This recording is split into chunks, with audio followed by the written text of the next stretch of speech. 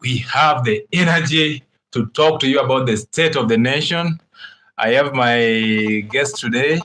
It's the first time I'm going to introduce him to the Ruby Chronicles family. Professor Meshach Otieno. Yes. This guy, you can call him Info Power because there's a lot of information. On the far left, I have my brother Moses Msioki.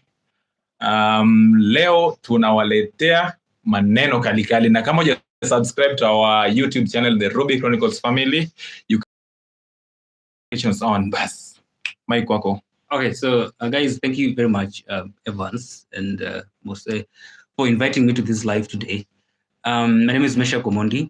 I'm an economist. I did economics and I'm an economist. I talk more about economics, politics, culture, because I believe that, through discussions and through debates and through the dialogue, we get to know a lot of things. And given that I'm a young person, I also feel like it is very important and it's very imperative for a young person like me and like you to, throw himself to the front line in speaking change and saying things that does not like, and saying that we can make change. We have a lot of things going on, and for me, I like to be an objective critic, and I like giving due to where it's due. I like giving credit where it's due. When the government does things that we like, we should recognize that. When government does things that we don't feel are good policy-wise, we should say we should contribute to the development of a country in a good way, not always the negative vibe. You understand? So yeah, I'm looking forward to have a very great conversation today. Thank you. Mose. What's up, my guys? So, Leon is story na Mose, and today I'm bringing you something big because I am with the most intellectual guys I can say in the country. These are the people with the knowledge, with the ideas, with the change that we are looking for. So, I'm looking forward to a good debate today. We are going to debate about serious topics. Some of the topics that Kenyans are asking, Kenyans are inquiring, Kenyans are busy texting and commenting on certain issues. These issues affect our livelihoods, and as young people, then we need to look at these issues as well.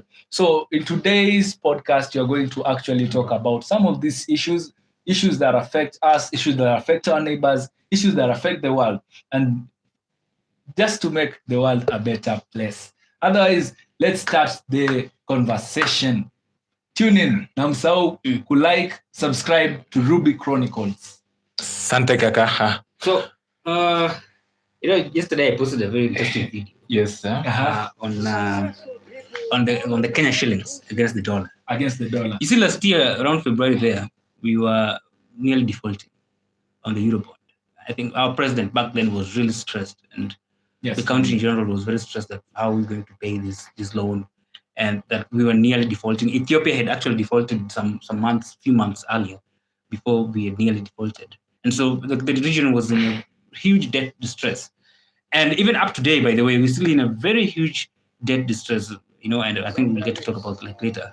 But our president was able to go to the IMF, and IMF gave some money, $1.5 billion, which was brought and was injected into the economy. So since then, because now by then I think the currency was at currency exchange rate was at 164 there. It was really going down. It was in the all-time lowest. But since then it came down. It started to gain value. Up to the point it became to 129.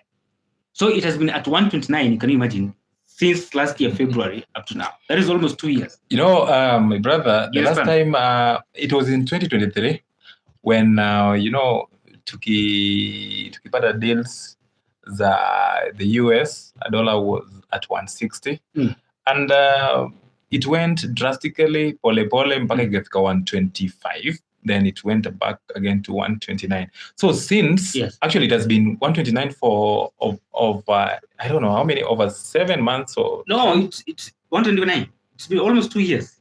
And that almost is 2 years. Almost 2 years, because from last year February to it was 1 year by this year February, and then now it's almost. Now I'm wondering. So the point is, with that video, I think maybe you play that video, but anyway. The video that you were... Yeah, and it actually had gained, automated. Let me see. Engage now, Sana. Just go here. I have a called TikTok. Sorry. So you can always follow him. His handle is Meshach at infopower_. How many underscore? Yes, just mesh infopower. Mesh infopower. The video is So playing. Okay, let's listen to this video, okay? And because the theories we understand is that a free exchange currency system or regime is where the demand and the supply of the currency get to tell the value of the currency, just like any other commodity. Demand and supply usually determine the price. So where the demand and supply meets, we have equilibrium price. This is what exactly happens in the currency exchange market, where the demand and supply of a currency orchestrates an equilibrium, and that is what we use to tell the price of the currency. Yes, I can see the comment section. Yes. So you see, watu wamenipiga hapo wanasema we're against the government. Me personally, I like okay, let me read for you just one comment. This was by Imani and Auliza. I've also seen someone else complaining about this. It's not a good thing to our economic growth. No, that's not should not be the case. Yes. What happens is that it is always currency exchange system in currency wars or in currency matters. You have to understand as a country when you're making a policy on currency, you have to understand what the kind of country you are. And you have to note that having a strong currency does not mean that you are doing well economically. Okay? Because we have many countries that have strong currencies against the dollar, and yet they are not the greatest countries on earth. This is what happens. Like, for instance, China, the exchange rate between us and China, when you compare that currency exchange rate between with the US dollar, the Chinese one is very low. Why? Because China understand that they need international buyers, because they sell a lot to the international consumers. So you have to make your currency cheaper, okay? So which attracts international. So these people are so smart. We having strong currency value is not always good for us. Why? Because we rely a lot in import. We buy cars outside, we buy everything from outside. So it makes things more expensive to buy things. That's when another currency kienda chini sana, things become so expensive. You understand?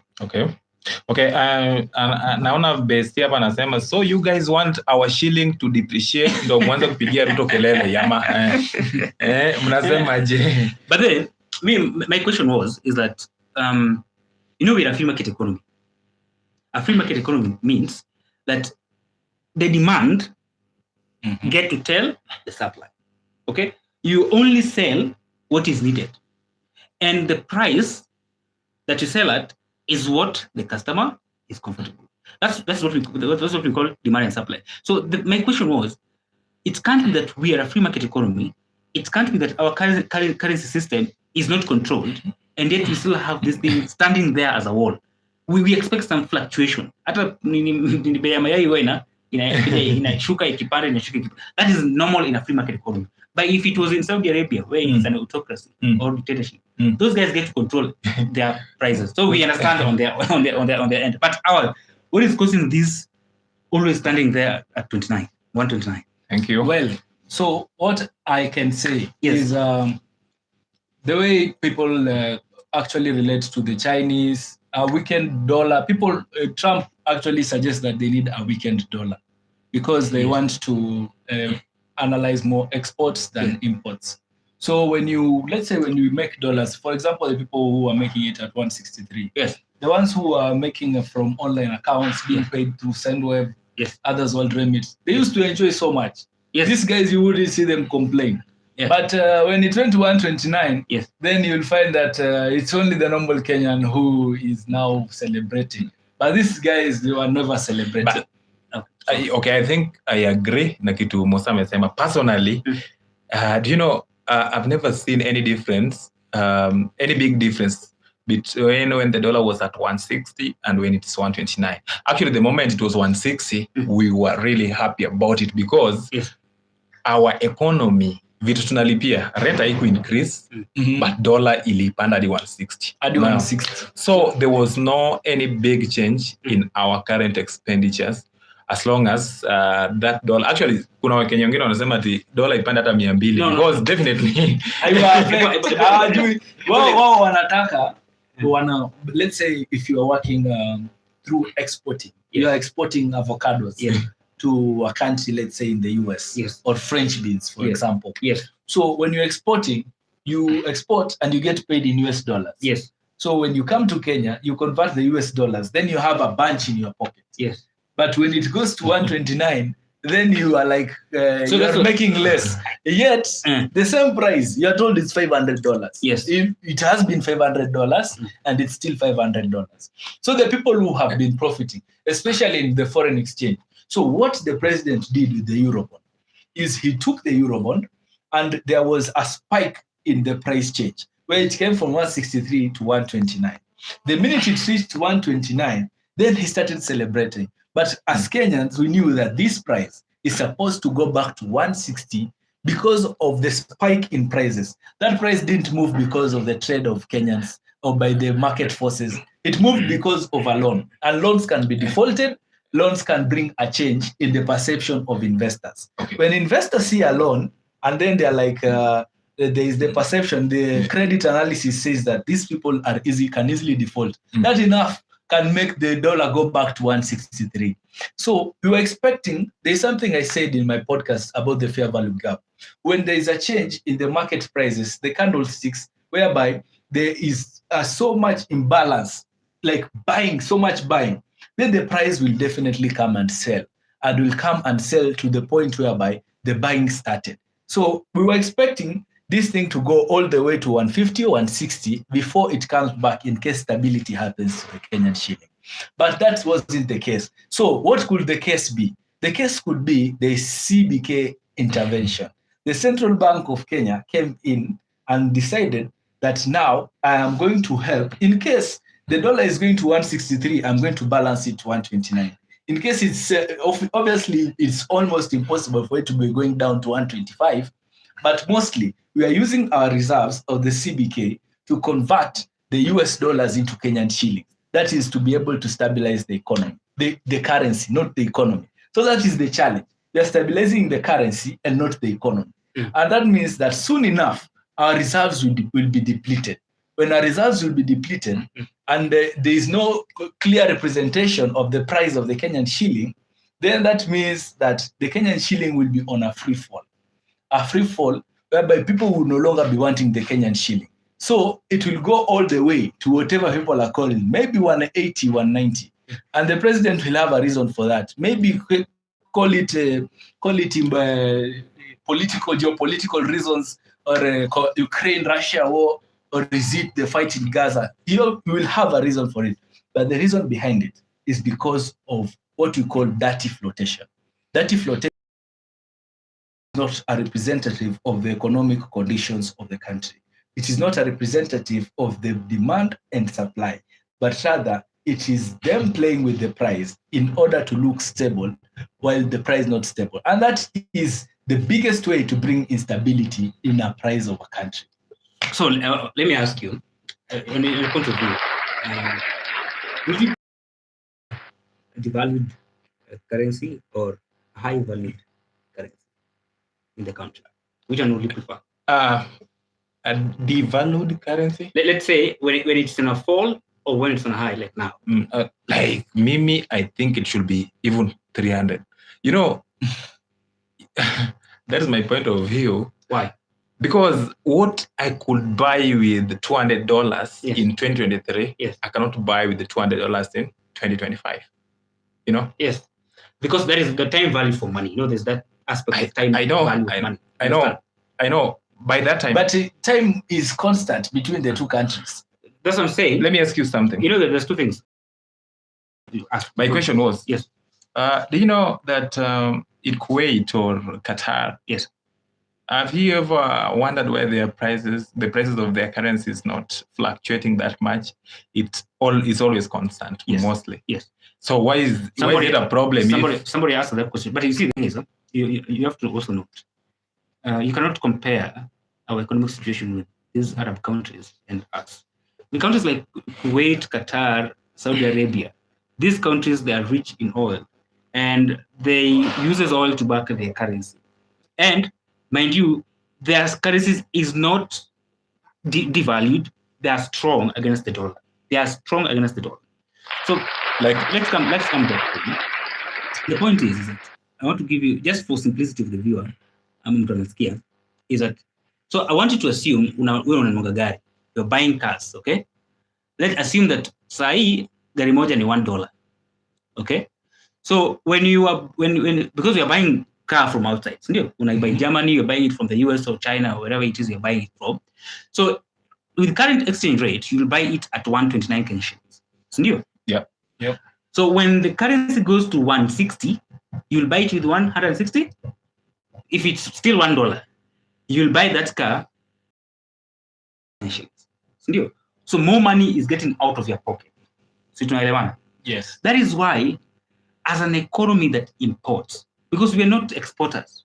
We export tea, we export coffee, but that does not play big to our economic development. So that's why I say, because everything, even what we consume, after sugar, we are importing from Brazil. Everything, onions, we're importing from Tanzania. After toothpick, we are importing from China. So I'm telling you, strong currency is good just to show or to show confidence to foreign investors. But for the sake of the people of Kenya, who are largely the consumers, because everything they consume is imported, having a strong currency against the dollar always ensure that things are very expensive. That's right. Very expensive. When you inflation goes up, everything goes up. Right. You understand? But I have a bit of confusion there. Yes. So when we are importing, yes. Let's say you said you are importing a car. Yes. The car says it's $500, let's say $50,000. Yes. So it's playing at 129. Yes. It becomes cheaper. It's become cheaper for when you have Kenyan shillings. You're importing a car. You're importing a car. Yes. That means it becomes cheaper. It's become okay. Maybe I don't get you. Yeah. Okay. Let's say let's make it something easier. Just use $1. Just use the $1 that we use. Yeah. I just want you to me a simple language. Kidogo. Okay. Sawa. We are using $1. Yeah. Use $1. Yes. So I'm importing, let's say, a pen. Yes. Of $1. Yes. So I'm importing it into Kenya. Yes. The cost is $1. Yes. And it is at 129. Yes.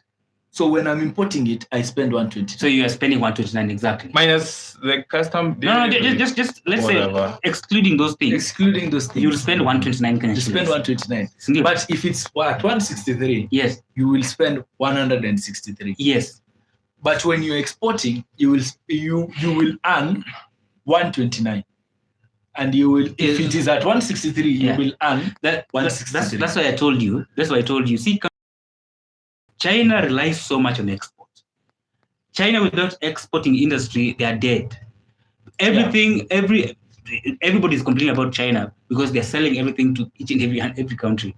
Indians are complaining, Americans are complaining, we are also complaining. But do you know how they did that?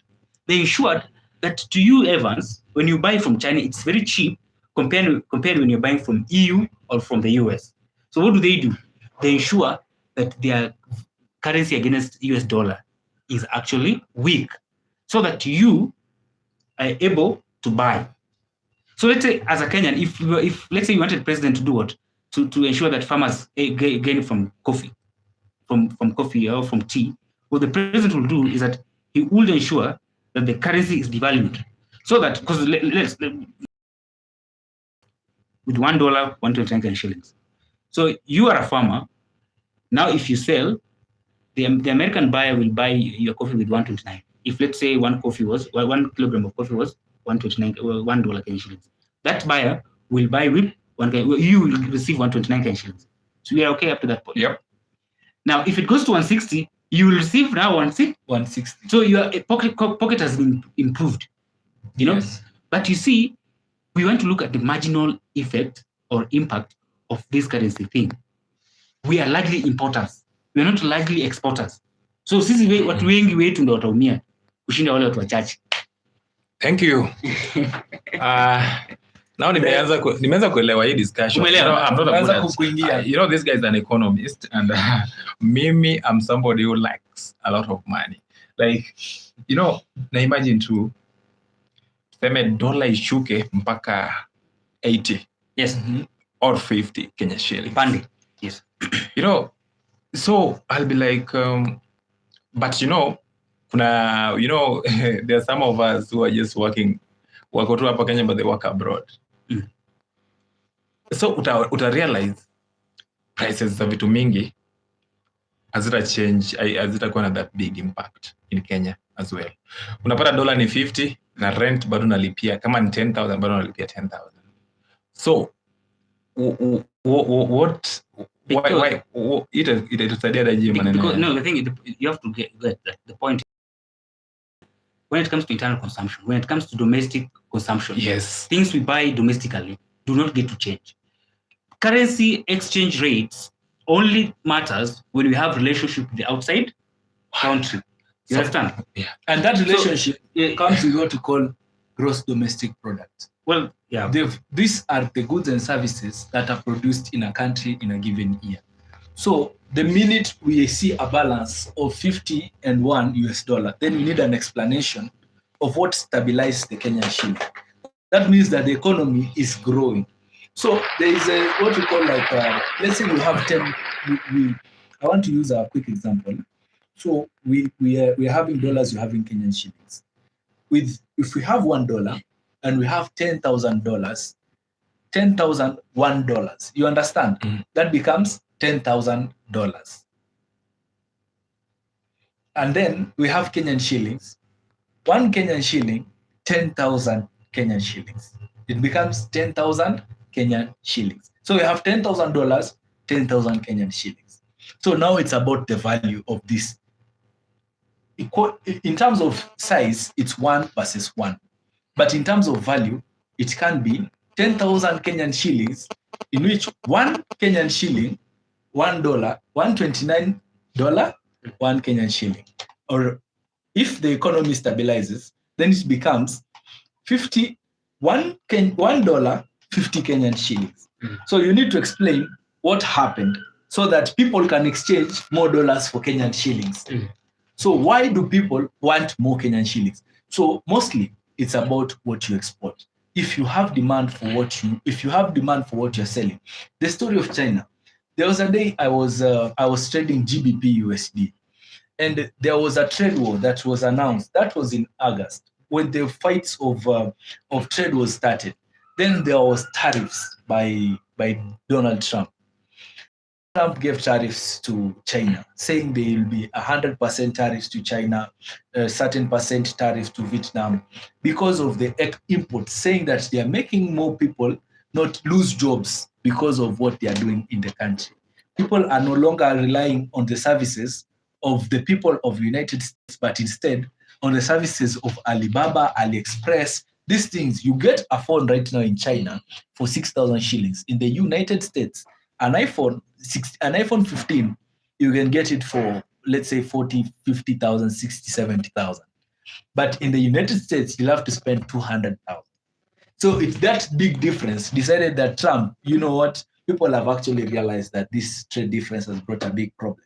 So what I'm going to do is I'm going to bring a tariff of 100% to discourage people from consuming Chinese goods. People now start consuming our goods that are produced. And China has what we call the technology industry because of the presence of semiconductors. There is Chinese that have a place there's a town in China where it's called, is it Hawaii? No, not Hawaii. There's a town in China that is well known, the second biggest producers of semiconductors. You can tell me in the comment section. This town has brought a big change in China because many people are fighting for it. The Chinese want it to be part of China, yet they want to seclude themselves, and the US don't want it to be part of China because they are the miners. It's called Taiwan. Taiwan. I was thinking of Hawaii. Taiwan. Yes, Taiwan. That is Taiwan. So Taiwan, it is that place where the semiconductors are so many in China, that they can be able to produce semiconductors, what to use on phones, speakers, what to use on speakers, TVs, almost all electronics, on power, KPLC. So that makes them big producers of technology. Otherwise, guys, you can tell me in the comment section, what do you think about this Kenya USD versus Kenya shilling versus the United States dollar? Thank you. What's up, my guy?